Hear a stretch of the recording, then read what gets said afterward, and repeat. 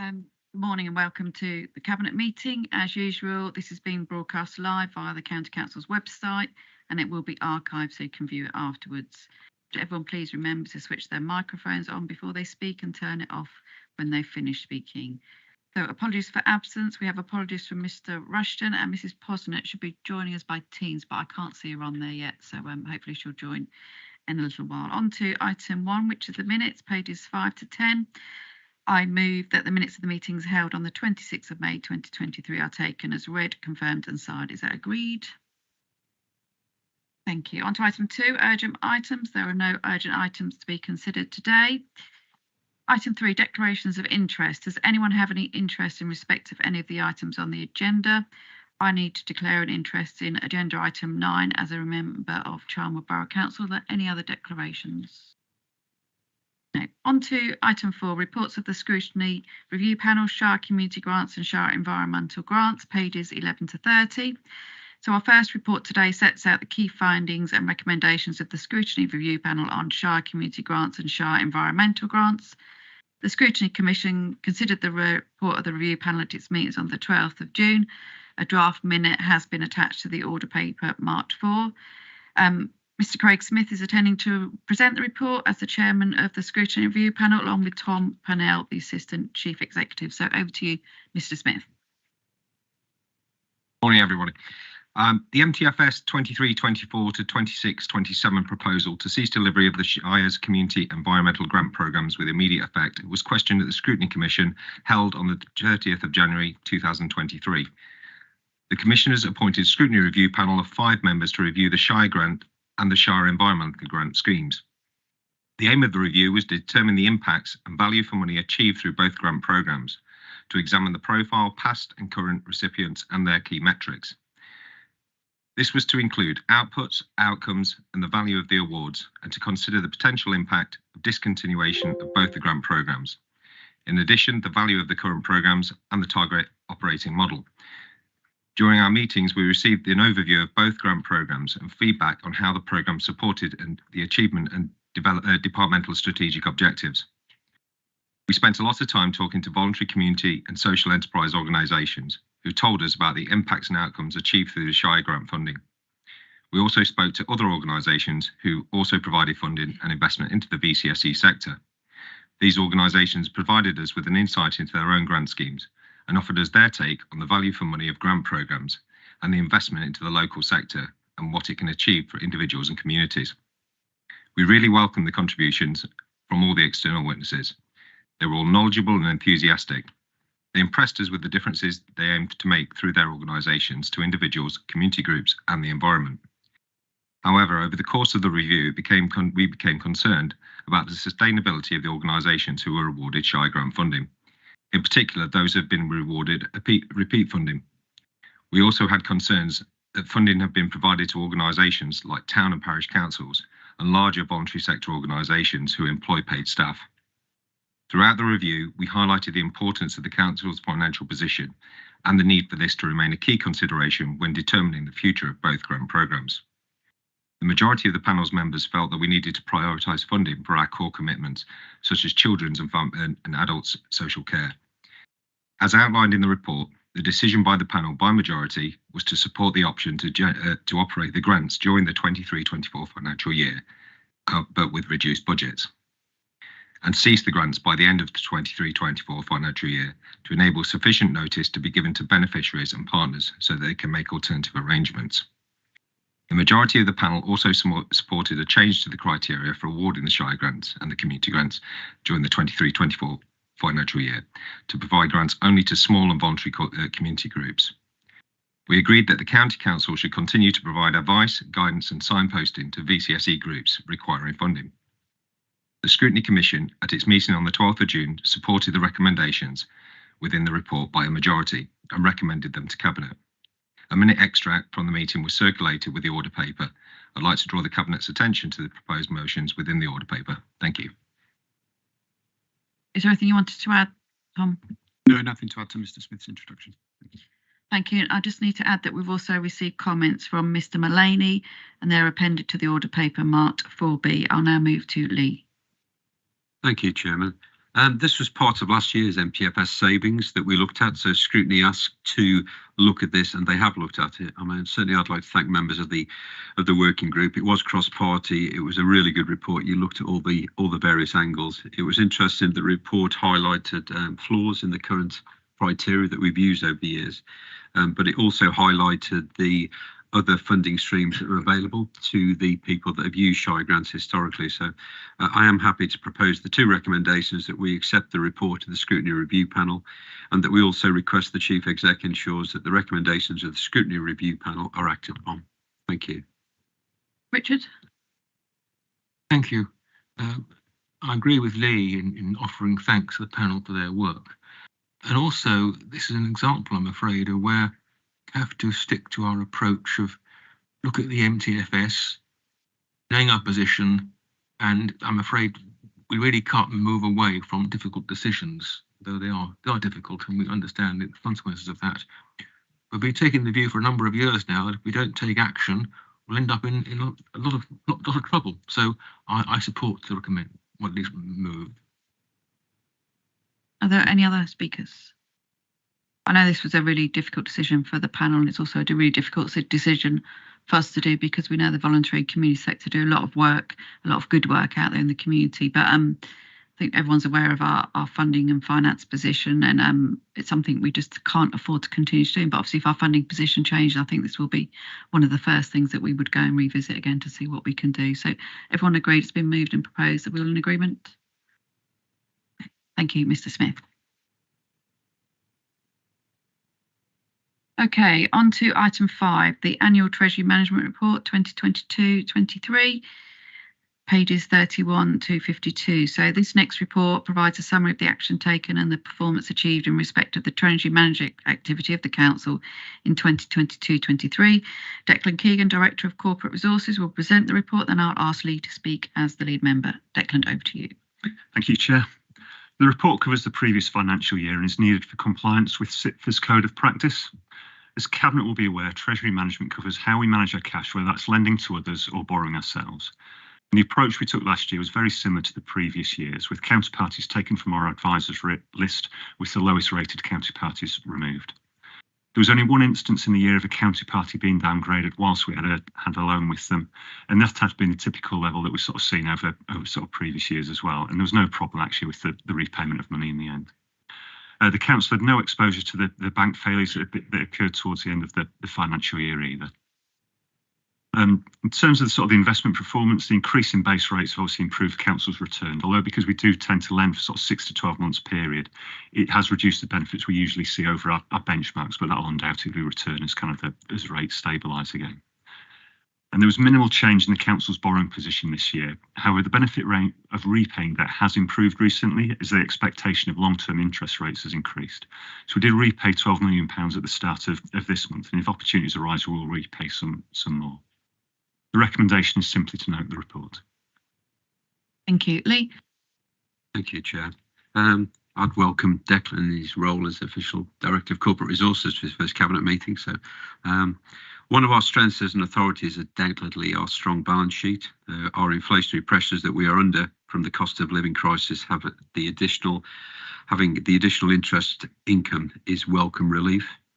There are several authorities who've got themselves into a lot of trouble by borrowing excessively, and we all know the names. I know our residents will take comfort from the fact that we manage our monies prudently, and we've avoided new borrowing now for over 15 years.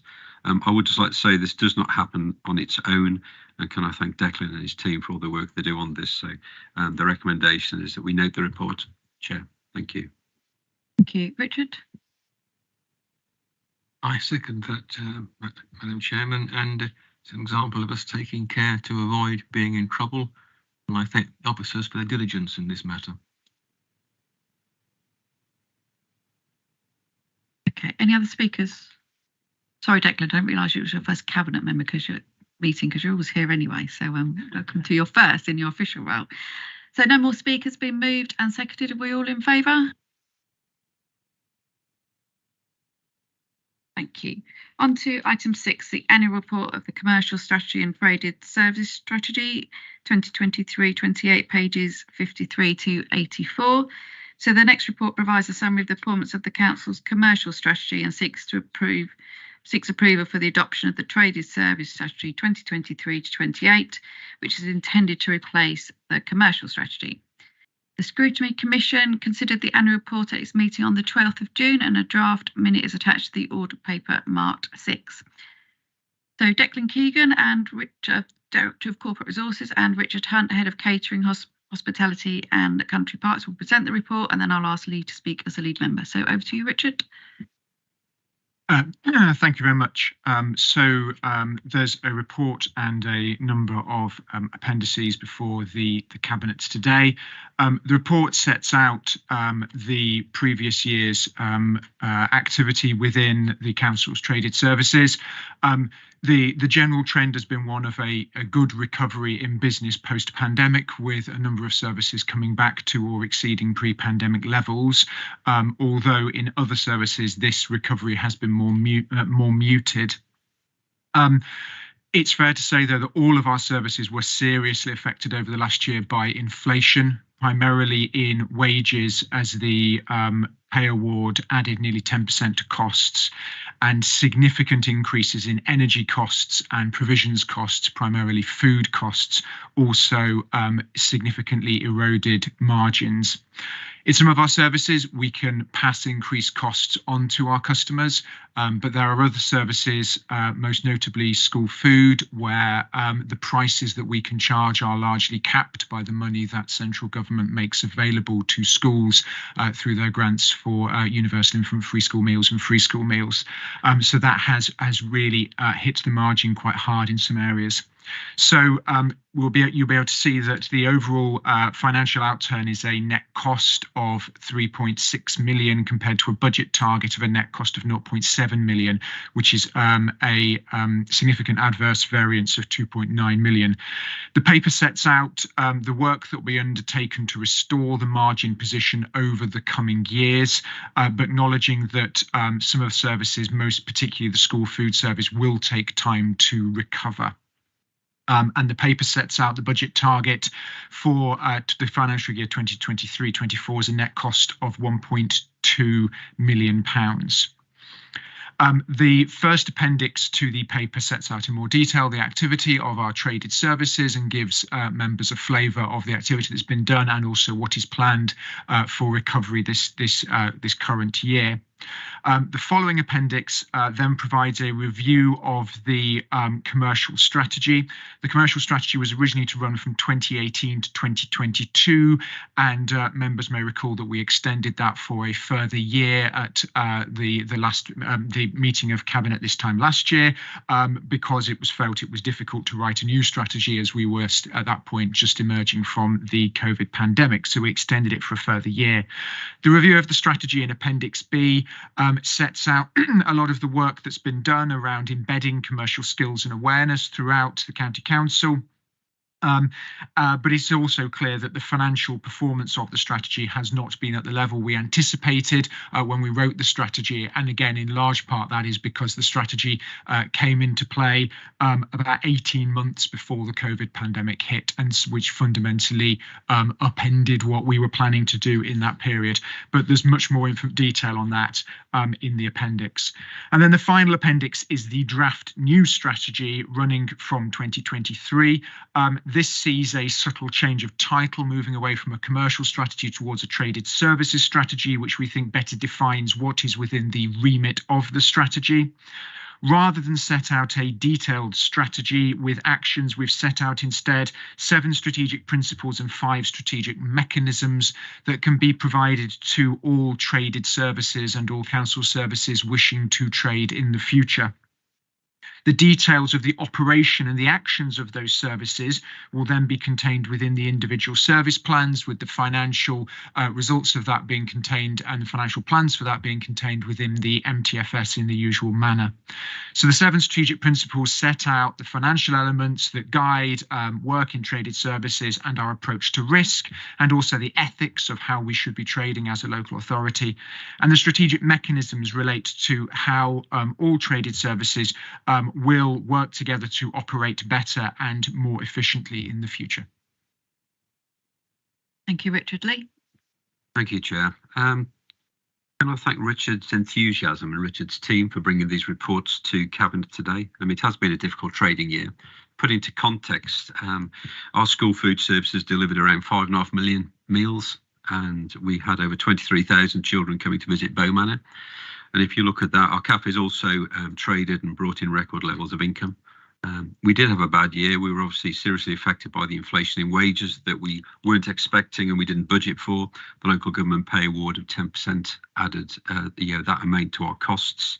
The combination of rising costs and static income has led to significant reductions in margin, which Richard's highlighted and you're all aware of, and contribution in many areas of traded services and significant losses we know about. So I think really the papers do set out the work that will be undertaken to restore that margin and position over the coming years. That has to happen sooner rather than later. And I think it's fair to say all members and all Cabinet, traded services for Leicestershire County Council has to deliver a financial contribution. And I know Richard's fully aware of that and he's taken up the challenge. So I'm happy to propose the 3 recommendations. Thank you. Richard? Thank you. I second that, and I do appreciate the vigour Richard has brought to this work. Thank you. Any other speakers on this? Just for my bit, the school meals and the schools, just encouraging parents to sign their children up for the school meals. I think they've increased, haven't they, since we've put out the new menu. So just encourage children to have their free school meals when they're entitled to them. So moved and proposed. Are we all in favour? Thank you, Richard. Okay, on to item 7 now, the Leicestershire business rate pools, pages 85 to 90. So this next report provides an update on the performance of the business rate pool and the changes required to the pooling agreement. Declan Keegan, Director of Corporate Resources, is back again to present the report, and then I'll ask Lee to speak as Cabinet Lead Member. Over to you, Declan. Thank you, Chair. Creation of business rate pools allowed us to retain some of the growth in business rates locally that otherwise would have gone to government. And this has been a very successful scheme with £73 million retained in the area since April 2013. The system is expected to be reset in 2025-26, but by that time another £40 million is expected to have been retained locally. For the initial years of the scheme, the retained funding was distributed by the local enterprise partnership using a bidding process. And whilst this allowed a method to be put behind prioritisation, by its nature, bidding processes do tend to be sort of slow and an expensive way to distribute money. Local enterprise partnerships nationally are not expected to exist after March 2024, so all partners in the pool have agreed to distribute funding using a fixed monetary allocation, with prioritisation taking place by each organisation independently. Various options to do this sort of distribution were discussed regarding how the allocations could be made. Leicester City Council's preferred approach was for future allocations were made on a 1/3 split between the city, county and district councils. And while this benefits from simplicity, it does not reflect where economic growth is expected to fall. As the financial impact of economic growth on public services is significant, the County Council's preference was for this to be the driver of allocations, which would have reduced the City Council's share to 22%. Taking this rationale further, the County Council offered to ring-fence all of its allocations to fund infrastructure to support local plans across Leicestershire if the districts reduced their allocation to 26% from the 1/3.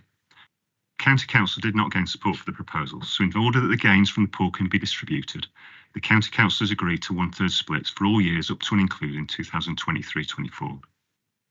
The recommendations propose that these arrangements continue for 2024-25 with annual decisions made thereafter. Due to the time-limited nature of the pool gains, the income is best suited to project, so it is recommended that funding received is allocated during the annual budgeting process, but an initial allocation of £7.5 million is made towards the replacement of Zoch Bridge. This is referenced in recommendation C of the report. Unfortunately, there's an error in recommendation C where the financial year 23-24 is quoted. This should actually read 2021 and 2022, and this has been corrected on the order paper. The remaining substantive recommendation is for the review of the governance arrangements to be delegated, which will allow an update of the pooling agreement. Thank you, Chair. Thank you, Declan. Lee? Thank you, Chair. Although the funding is welcome, we are disappointed with the final allocation. It was right for us to try and get a better deal for Leicestershire, and we've done everything we can to do that. It's just unfortunate that this does not move us closer to a solution on our infrastructure funding. It is the right decision to move away from a bidding process, which will mean more money spent on services and less on administration for our officers. I am happy to support the 5 recommendations with the update that Declan just said, and I do look forward to seeing the new and long-awaited Zotch Bridge. Thank you. Thank you. Richard? Thank you. I second that. Thank you. I think we kind of got stuck, didn't we, Declan? So we've had to move this forward because we need the money out, don't we? But I mean, this will severely affect what we can do to support the district's local plans because we just don't have any funding, and we're relying on some of this to help us do some of the infrastructure for that. So obviously that limits our ability anymore. But it's been moved and seconded by everyone. Everyone in favour? Thank you. On to item 8, which is participation in the Hinckley National Rail Freight Interchange Development Consent Order process and relevant representation and request for delegation, pages 91 to 102. So this report advises of the County Council's relevant representations, which is a summary of our concerns on the application, and asks us to authorise the Chief Exec to submit any further representations to the examination of the HNRFI on behalf of the council. So Julie Thomas, Head of Planning, Historic and Natural Environment, is here to present the reports. Over to you, Julie. Thank you. The Planning Act 2008 introduces a 6-stage process leading to determination by the Secretary of State of this type of application. Stages 1 and 2, covering pre-application, consultation and submission for acceptance, are complete. We're currently at stage 3, which is the pre-examination stage, where the council as an interested party can submit relevant representations outlining our concerns with the application. The deadline for the submission of the relevant representations is today. Our concerns relate primarily to highways and transportation, upon which there is no agreement with the applicant, but concerns have also been raised in respect of strategic planning policy, public health, net zero and sustainability, socioeconomics and ecology. In respect of flood risk and drainage, the Environment Agency has requested that the wording of the last sentence of our relevant representations be amended to read that, albeit it has been agreed with the Environment Agency that the local lead flood authority will take the lead on surface water drainage proposals on site, with the remaining flood risk and modelling elements remaining with the Environment Agency. That's to provide greater clarity over who's doing what. It's now anticipated that we will move to stage 4, the examination stage, in the autumn, rather than mid to early July, as we said in the report. The examination stage will require the submission of various documents, such as a local impact report, written representations and statements of common ground, in a relatively short and strict timetable. As such, it is recommended that the Chief Executive be authorised to make submissions on behalf of the Council during the examination stage of the process. Thank you. Just switch your microphone. Thank you. I will move the motion on the order paper. Ozzy? Yeah, happy to second. Any other speakers? All in favour? Thank you, Julie. On to item 9 now. Charnwood Borough Council's local plan, pages 103 to 110. So this next report advises of the potential risk to the progress of Charnwood Borough local plan and the County Council's progress towards securing developer contributions and managing development in respect of highway needs in the borough following a change in the administration at the Borough Council. Tom Purnell, Assistant Chief Executive, is here to present the report. We've also had some comments from Mr. Meir, which are attached at the order paper marked 9A. Also attached marked 9B are copies of the letter to Mr. O'Shea from the Charnwood Lead Manager for Planning and the reply from Mr. Rush. And also joining us is Janet Walker as well. So over to you, Tom. Thank you, Chair. Yes, and just to add to your introduction there, since the report for the day's meeting was published, correspondence has been received from the lead member for planning at Charnwood Borough Council, and the proposed motion on the order paper differs from the original recommendations in the report to take account of the contents of that letter, and that correspondence and a reply from the leader of the County Council are attached to the order paper. Paragraphs 7 to 12 of the report set out a chronology of decisions by the Cabinet which have sought to support the preparation of the Charnwood local plan whilst protecting the council's interest, particularly as the County Highway Authority, and also to manage the financial risks of the council associated with growth. Included within that chronology were decisions in November 2022 to agree an approach to manage risks associated with delivering good growth, including that district councils integrate the county council's requirements relating to statutory infrastructure in local plans, and that the costs of those infrastructure projects would be recovered from developers and other sources before the council could fund scheme delivery. And secondly, in February 2023, Cabinet approved an interim approach to securing developer contributions and managing development in respect of highway and education infrastructure needs in Charnwood, pending the adoption of the local plan. Paragraphs 13 to 16 set out the significant resource implications associated with supporting growth, and that the decisions made by the council have sought to manage the cumulative impacts of growth arising from sites identified within the local plan, and to strengthen Charnwood Borough Council's ability to secure developer contributions in the absence of an up-to-date local plan. The purpose and benefits of having an interim transport contribution strategy for Charnwood are summarised in paragraphs 24 and 25. Paragraphs 26 to 28 note that since the interim transport contribution strategy was approved in February, discussions with Charnwood Borough Council have continued, but the interim strategy has not yet been implemented.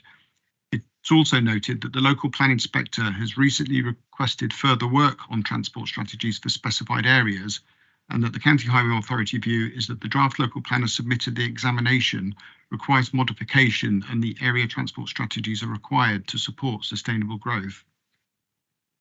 Paragraphs 29 to 30 set out the risks which arise from the delay in implementing the interim strategy, given that the existing Charnwood local plan is nearly 7 years old and the Borough Council is unable to demonstrate a 5-year land supply. These risks include speculative unplanned development leading to cumulative negative impacts on roads and schools that cannot be mitigated, and this has significant impacts on local communities. Because of these risks, paragraph 30 makes reference to the council needing to reconsider its position in respect of supporting the local plan, should there not be a commitment by the Borough Council to support the proposed approach to the local plan and implementation of the interim transport contribution strategy. The recommendations are as on the order paper. Thank you. Anything, Janet or Julie, you need to add?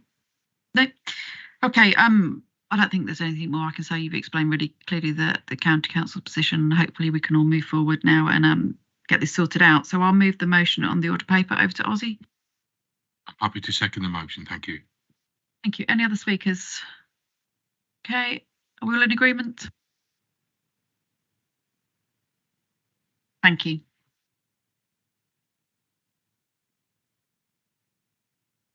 Okay, we'll move on to item 10, street lighting, proposed service changes, pages 111 to 136. So we now have a report advising us of the possibility of achieving financial savings in the provision of street lighting across the county, the potential risk associated with the options presented, and the possible reduction in carbon emissions that could be achieved from the proposed changes. We're also being asked to approve that an engagement consultation exercise be undertaken prior to the development of a risk assessment of the preferred changes. So Anne Carruthers, Director of Environment and Transport, will present this report, and then I'll ask Ozzy if he wants to add anything as the Cabinet Lead Member. Over to you, Anne. Good morning and thank you, Chair. Yes, as you quite rightly say, as part of our current medium-term financial savings plan, we have 500,000 earmarked as a saving on street lighting energy. And this report looks at the options we've considered and seeks support for the recommended way forward. As a reminder, we've got 69,000 streetlights, and around half of those are under part-night lighting, which means they switch off at midnight, switch back on at 5:30. All our lights, with a very few exceptions, are LED, and we have a central management system which allows us to manipulate them, so it gives us that ability. Paragraph 40 outlines those current arrangements for you. The measures that we have put in place to date have over halved our energy consumption in relation to street lighting and delivered significant financial savings and carbon reduction. And that's dropped from just under 15,000 tonnes to just under 2,000 tonnes, so a significant saving in terms of carbon. The further savings we're looking at now as part of this report will also contribute to those further reducing those carbon emissions and therefore contribute to the Council's net zero commitment. Just as a reminder, as a highway authority, we have a power to light. We don't have a duty to light the highways out there. The options we've considered in bringing this report to you, there were 4. The first one was continuing with small incremental changes. However, that's highly unlikely to deliver the savings that we're seeking to secure. The second option is to dim all our lights to 30% intensity from 8 o'clock in the evening. For residential roads at this time, the lighting's currently at 50%, so it would be dimming it at 20%, and then our current system is at 10 o'clock, those lights drop to 30%. So we're talking about the difference of those 2 hours, 8 p.m. to 10 p.m, dimming those from 50% to 30%. For traffic routes, we have 2 categories of roads, and there's different intensities there, varying depending on volumes of traffic, etc. The third option we looked at was extending our park night lighting to the whole street stock. At the moment, just currently it's around about half our stock is under park night lighting. And the fourth option we looked at was lighting over the darkest months, September to March. Options 2 to 4, so 2, 3 and 4 are all departure from standards. So they'll require a further thorough risk assessment process and cabinet approval. Having assessed the risk around those recommendations, the recommendation as set out in the report is to take forward option 2 to the next stage of work to assess it. That's the option to dim to 30% from 8 p.m. Because of those options that would deliver the savings, that is the one that represents the least level of risk. If Cabinet agrees to proceed to the next steps, we would undertake a 4-week engagement exercise that will seek to further consider the risks, mitigations and any exemptions to the proposal. And a key part of that engagement would be with the emergency services as well as with equalities groups. The considerations will also need to thoroughly assess implications to our duties under the Crime and Disorder Act. Engagement will help shape that risk assessment work to support the proposal, and that would then be brought back to Cabinet in December for further consideration. So the recommendations are set out in the order paper. Thank you. Ozzy? Thank you. Anna's quite properly gone through that, and she's really explained it, I think, to members quite well. However, what I will say is that we are going to consultation, and we're going out for that consultation with the public to actually look at the proposal. We're also doing risk assessments. We have done risk assessments. I have actually been on down streets where the 30% is actually in at the present time, and I must be honest with you, I don't see a lot of difference at all, if any. I want to make sure that the public have our confidence. We want to make sure that the public have confidence in us that we have got this right. So that's why we're going for consultation. We're doing the right thing here. We're trying to save money because we are a lower funded council. We've been put in this position by the funding positions that we've been put in by the government. We don't want to do things, we don't want to cut anything in this council, not anything regarding children or highways, but we have to look at our MTFS and we have to stick to that. I want to make sure that we do the right thing, and that's what we're doing. And I really want to say to the public, look, we work with the police, we work with the emergency services. I, as the lead member and as a councillor, have worked with the emergency services in the past. When we need to have the lights put on fully because we've got crime in the area, we do that in connection with the police, and we did that in Groby when I had problems in March. So please have the confidence in the department. We are working hard, we're working with the MTFS, and I fully support this going forward. Thanks, Ozzy. Blake? Thank you. I'd like to support Ozzy, and I'll formally second the proposal on the order paper. Just from an environmental perspective, we've done quite a lot already. Since 2012-13, paragraph 30 of the report identifies that the reduction in carbon emissions from our lighting programme, which has included some dimming to date, which is a settled policy now, has gone from 14,800 tonnes to 1,818 tonnes of CO2. This, if you like, extension of that policy will create a further 315 tonnes of carbon savings, which is every little helps, as that famous retailer likes to tell us. So it is a good policy for environmental savings. And I think, given that we've already settled the policy on street lighting and the dimming of street lighting, this is just an extension of that. And I shouldn't think the public should see too much difference. Thank you. Do I need to add other retailers are available to your comment? And I think one thing we haven't mentioned well is light pollution and how good that is for biodiversity and wildlife and all that sort of thing. So that's another one in there. So it's not just a cost cutting, it's our light pollution, some savings that we need to make, and net zero as well. And I just pick up on Ozzy's point about the police. If there are issues in neighbourhoods, if residents do get in touch with us, we do put the lights back on. I've had them happen in my area as well, but residents need to tell us, and we can work with the police to do that for a short period of time while some antisocial behaviour is acquiring. So it's not set in stone. We can make alterations, and I'm not sure residents are really aware of that. So it's really important that we share that as well. So it's been moved and seconded. All those in favour? Okay, thank you, Anne. On to item 11 now, unaccompanied asylum-seeking children and the local authorities' duties and responsibilities, page 137 to 144. So the next report advises us of the increasing numbers of adult asylum seekers and migrants being housed in different locations throughout the county, and the County Council's duty and responsibilities towards unaccompanied asylum-seeking children. Alison Bradley, Assistant Director of Children and Family Services, will present the report, and Sharon Cook, also Assistant Director, has joined the meeting via Teams for this item, and I will speak as lead member. So over to you, Alison. Thank you, and good morning, Chair. As Chair has set out, that's the intention of this report, is to advise Cabinet of the increasing numbers of adult asylum seekers and consequently the responsibility this places on the local authority, and also highlights that the number of unaccompanied asylum seeking children in Leicestershire and the safeguarding responsibilities that arise as a consequence of that.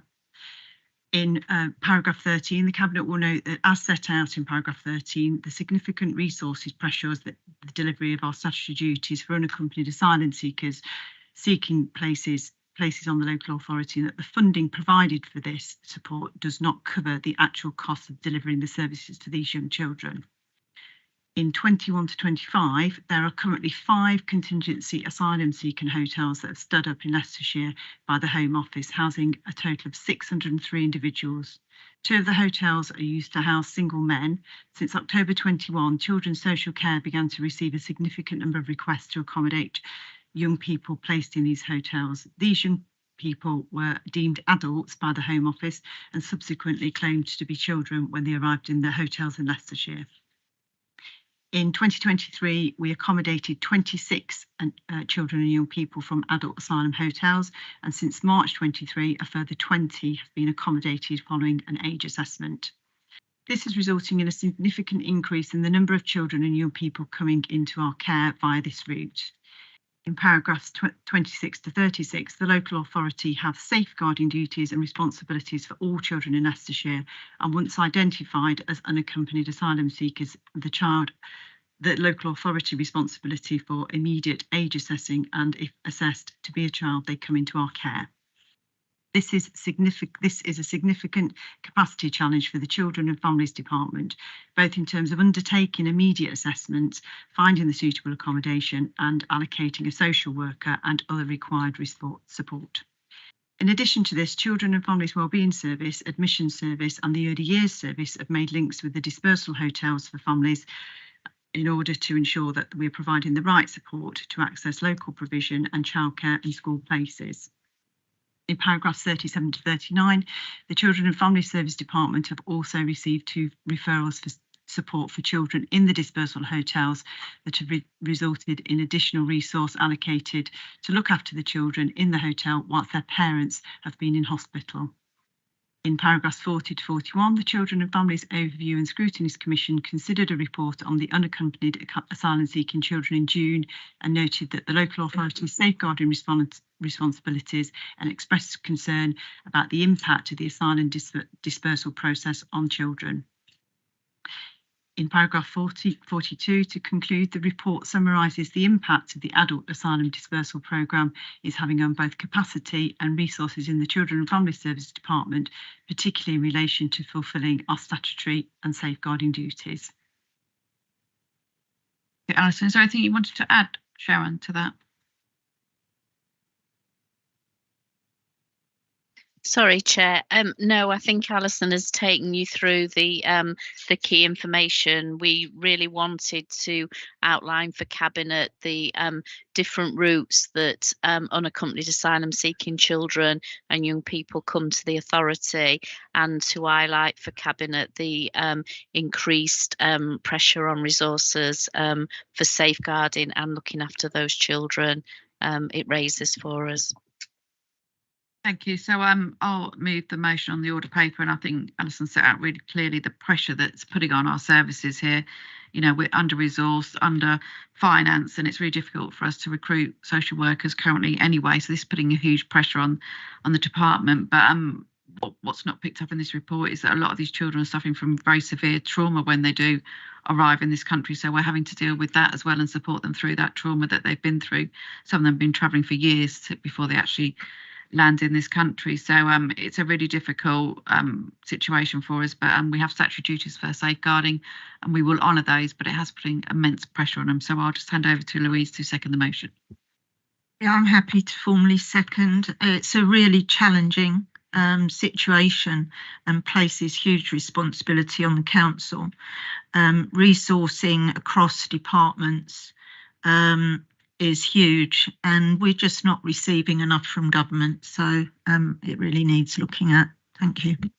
Peter? Yeah, I mean, just to reiterate the points that both yourself and Louise have made, and the resource implications are huge. I think no one will deny that, you know, these individuals have come through quite traumatic experiences. They need our support, but it's incumbent on the government to actually fund local government properly, particularly where, as you say, there are safeguarding issues at stake here. So I know a number of our members of parliament are quite vocal about supporting different groups. If they could be just as vocal in securing that additional funding, that would be much appreciated. Thank you. I think I can add anything else to that. Any other speakers? So it's been moved by myself, seconded by Louise. All in favour? Thank you. You're staying for the next item, aren't you? So item 12 is the Transferring Special Education Needs and Disabilities, acronym of SEND, and inclusion in Leicestershire. So this is our programme update, pages 145 to 154. So this advises of the programme with the progress with the design phase of the Transferring SEND and Inclusion in Leicestershire programme, and asks us to approve the ongoing delivery of the programme, which includes extending the council contract with Newtown Linford. So Alison will again present this report and I will say a few words after that. We've also received some comments from Mr Hunt on this item, and they're attached to the order paper marked 12. So over to you, Alison. Thank you. Again, as the report advises Cabinet of the progress towards our Transforming SEND and Inclusion programme for Leicestershire, which we formally refer to in the department as the TESOL programme, and seeks to the approval of the ongoing delivery of the programme through the extension of our council's contract with the strategic partner Newton Europe. In paragraph 10, the contractual arrangements with Newton Europe were made under an invest to save strategy. The stretch target of 32 million savings has been factored into the financial planning, with the 21.5 million included into the 23-27 MTFS, rising to 32 million in 2028 to 29. In paragraphs 14 to 26, following a diagnostic that was identified a number of opportunities for the local authority, engaged Newton Europe to work with us on delivering the ambitious change programme to transform services and to achieve the wide system change necessary for long-term service and financial sustainability. The programme is now well into its design phase and is demonstrating progress around a key number of areas set out in paragraphs 19 to 26, including work to ensure that children with special educational needs are placed in the most appropriate settings, and when they start school for the first time, this is a particular emphasis. working with schools to support the development of inclusive practice, developing a new operating model for the Special Educational Needs Service Department, referred to as SENA, and ensuring we have accurate data at all points that allows us to have a better oversight and decision making across all the special educational needs services. In paragraphs 27 to 33, the financial position of the High Needs block remains a challenge. Despite the projected impact of the Transforming Send and Inclusion programme, the High Needs block of the dedicated schools grant is still not sufficient to cover the costs of Leicestershire special educational needs system. We're continuing to monitor the rates of growth in places and costs, as well as the DFE, as well as being part of the DFE Delivering Better Value programme. In paragraphs 34 to 36, the continuation of the arrangement of the strategic partner will enable the authority to capitalise on the expertise and skills required to deliver the identified improvements, savings and needed in the complex national and regional special educational needs landscape. It also moves the contractual terms from the identification of 10 million savings to the fully contingent model under the 10 million annualised recurrent savings which will be delivered. Thank you. Thanks, Alison, and I'll move the motion on the order paper.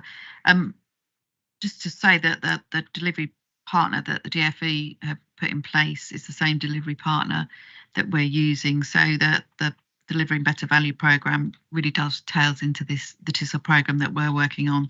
So with that being the same partner we're working with, that really does help us, and I think we're quite advanced compared to other local authorities within that programme. And I just want to say thank you to all our partners as well that are working with us, because we're just a small part of the SENA system and the SEND system. So it does rely on our partners, schools, parents, and all those other wider partners, health, that work with us to make sure this works for all the children and gives them the best start in life and for their education. I also sit on the programme board, so I'm well aware of the work that's going. So I'll move this motion and I'll pass over to Louise to second. I'm happy to second. Thank you. I've got nothing further to add. Any of the speakers? Okay, we all in favour? Thank you, Alison. On to item 13, the Leicestershire and Rutland Joint Living Well with Dementia Strategy 2024 to 28 on pages 155 to 198. So we have an update on the progress of work under the current LLR Joint Living Well with Dementia Strategy 2019 to 22. And are being asked to approve the launch of a formal consultation exercise on the draft strategy for 2024 to 28. The Adults and Communities Overview and Scrutiny Commission considered the draft strategy at the meeting on the 5th of June 2023, and its comments are set out in paragraphs 34 to 37 of the report. Indrajit Lahal, Assistant Director of Adults and Communities, will present this report, and after which I'll go to Christine as lead member. Over to you, Indrajit. Thank you, Chair, and good morning, Cabinet. So, as outlined, this is the draft dementia strategy, and we're seeking approval for an 8-week public consultation. It did go to scrutiny on the 5th of June, and comments are within the report. It's a joint strategy with the 3 councils and the ICB, and it's also going through their governance processes. A lot of co-production with the strategy. Healthwatch have been very engaged with the strategy. They've helped us with some surveys. Implementation of the strategy is January 24. And it will be a 5-year strategy. We'll have our own delivery plan as a council, so it's an LLR strategy, but a Leicestershire County Council delivery plan, and we'll bring that back to Cabinet after the outcome of the consultation and final strategy. Lots of communication planned across different mediums, ranging from one-to-ones, online, etc. And finally, the report, since it's been finalised, the City Council are going to be leading on the consultation, but we're fully involved and steering that as well, so just to make Cabinet aware. So the ask is for Cabinet to approve the 8-week consultation. Thank you. Christine? Thank you. Initially, it was going to be just a 6-week consultation, but we did ask for it to go to 8 weeks because of the summer holidays. So I'm pleased with this, and I do hope that people will involve themselves in this consultation and comment, because it is a very important thing, and scrutiny were very supportive of it. So I would like to propose that we go with this recommendation. Thank you. And I'm happy to second the motion. All those in favour? Thank you. Thank you, Interjet.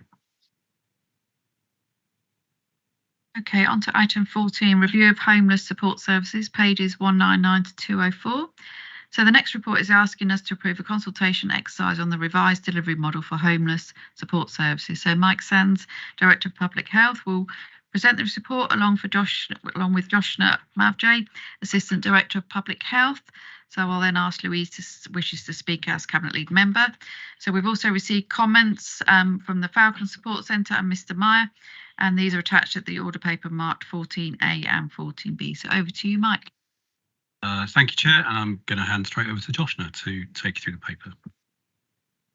Thank you, Chair. Yes, so I'm here today to seek the Cabinet's approval to consult on the revised delivery model for our homeless support service. For a bit of background, the Council currently commissions a homeless support service which provides support to adults who are homeless or at risk of becoming homeless, and that's provided by Falcon Support Services and Nottingham Community Housing Association, and the current contract for that ends on the 31st of March. The County Council's medium-term financial strategy includes a requirement to save 300,000 through a review of homeless support services. So the report that's presented to you today summarises the review and sets out the proposed new model for consultation. Just some key points from the report. The Homelessness Reduction Act 2017 places duties on housing authorities to prevent homelessness and to provide homelessness services.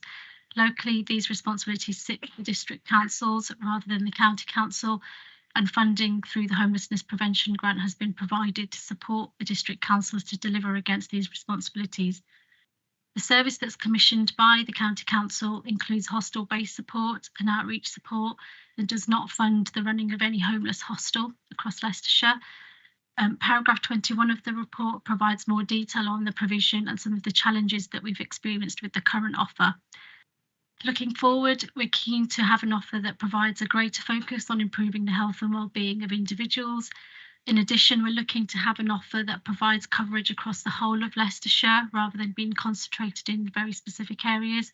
Having an offer that's provides wider eligibility and also access to support via a central access point. Proposal that's being put forward is for the County Council to cease funding the dedicated homeless support service and instead to provide support by the Council's existing public health services. This is aimed to be achieved through the universal offer of First Contact Plus and utilising our local area coordination service. And I've provided further detail on both of these within paragraphs 26 and 27 of the report. Just want to emphasise that a key strength of this approach is that links can be made to a broader range of health and wellbeing services, therefore providing a more holistic support offer for individuals than we can do currently. Subject to agreement from Cabinet, we're proposing a 10-week public consultation exercise to seek feedback on this proposed model. This will include consultation with the Health Overview and Scrutiny Committee in September, and subject to approval, it is then intended that the outcome of consultation and proposed final model be submitted to Cabinet in November. Thank you. Louise? Thanks, Chair. Just as an update, we were contacted by Falcon Services just yesterday afternoon, so we do have a meeting now in the diary. It's regrettable that we have to look at service changes and cuts, but we have a tough financial outlook here, and that means we have to make some tough decisions. In this instance, it's provided an opportunity for us to look at how we deliver our support to individuals who are homeless or at risk of becoming homeless in a different way, and utilising our existing public health services and putting greater emphasis on the health and well-being of these individuals.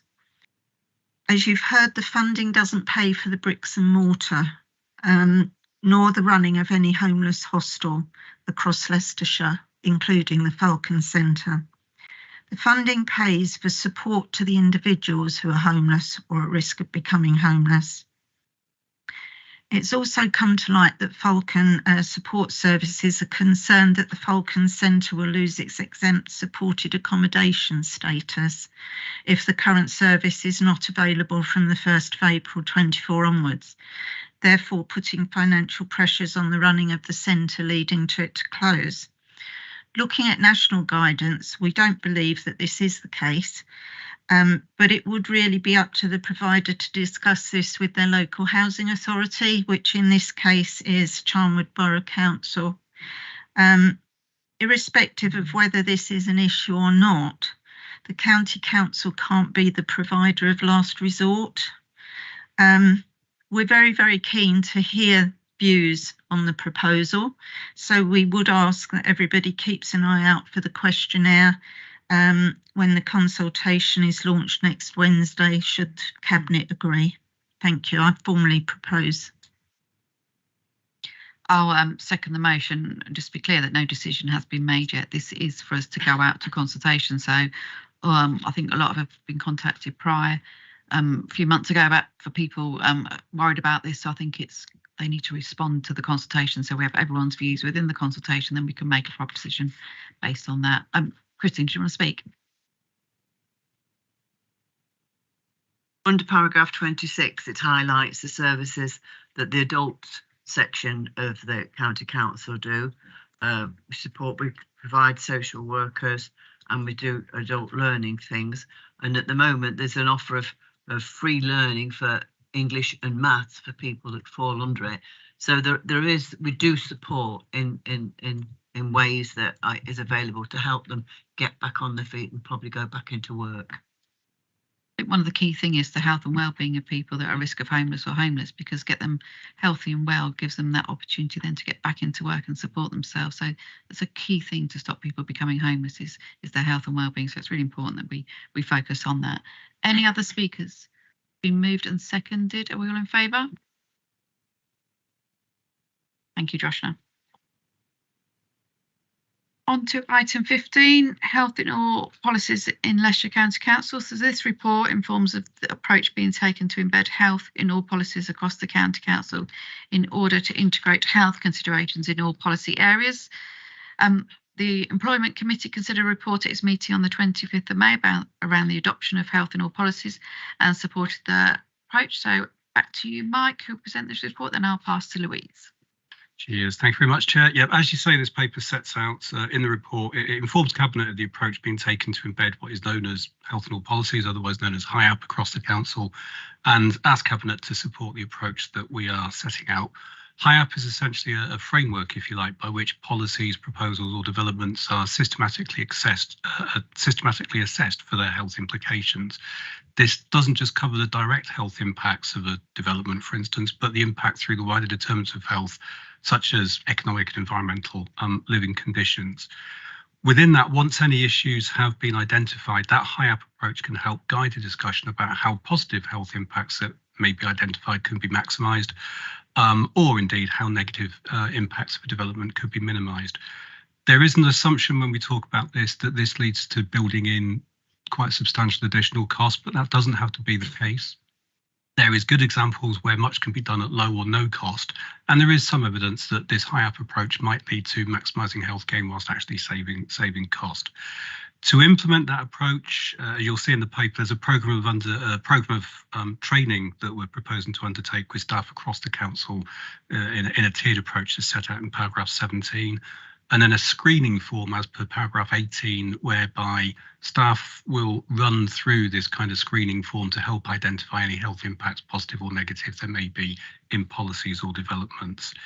If there are substantial impacts have been identified, then through the use of an e-form, if any impacts have been identified, we're looking to then add in a particular paragraph into Cabinet reports, for instance, which sets out what those impacts are and maybe some of the mitigation that we can then have a discussion about. How do we do the maximising and the minimising? So it sounds a bit kind of policy and a bit jargony, but I actually think this is a really big step forward to making certain that we are embedding this kind of very worthwhile approach throughout the work of the council. And of particular interest to me would be how we use HIAP to really maximise the benefits of the council's green agenda and also the economic growth development that we are seeing and we will see in Leicestershire. So big step forward. I would recommend the motions to set out in the order paper. So thank you, Chair. Thank you. Louise? Yes, thank you. I'm very happy to propose this. I think Mike's outlined it very well. I think it's a very important piece of work, and I think it will make a big difference. Pleased to see it coming through. Thank you. Thank you, and I'll second the motion. I think I just said previously that health and wellbeing sort of underpins a lot of the work that we do, get people health and wellbeing sorted out, and that helps them to move forward, doesn't it? So yeah, I'll support this motion. Any other speakers? No, Blake. Yeah, sorry to come in late there. I just want to echo those comments. I had the pleasure of meeting some of your team at an exhibition in Market Harbour recently. They were promoting the Warm Homes grants, and it seemed bizarre on a day that reached 30 degrees that they were trying to sell, you know, what the council could do with its partners to support people. And often Warm Homes, for example, which sits under the Louise's portfolio and the portfolio that you manage, is seen as an environmental scheme, and it is in some parts. It is about reducing usage and making sure that homes are properly insulated and we're not losing heat and energy, you know, for no good reason. But what it's really about is saving vulnerable people's lives in the winter's months. And you know, sometimes we forget these are life and death policies, and it was a pleasure to meet some of the team, and I'm very pleased to see that you're embedding not only the green and the environmental agenda into the reports, but also doing further work to promote well-being out there in the community. Thank you. So been moved and seconded. All those in favour? Thank you, Mike. On to item 13, items referred from overdue scrutiny. There are none. Item 7, any other items which the chairman has decided to take as urgent? There are none. So we'll move on to item 18, which is the exclusion of the press and public. So that brings the public part of the meeting to a close. Thank you for everyone who's attended or joined us online. So I now move that under section 100A of the Local Government Act 1972, the public be excluded for the following items of business on the grounds that they involve the likely discussions of exempt information as defined in paragraphs 1, 3 and 10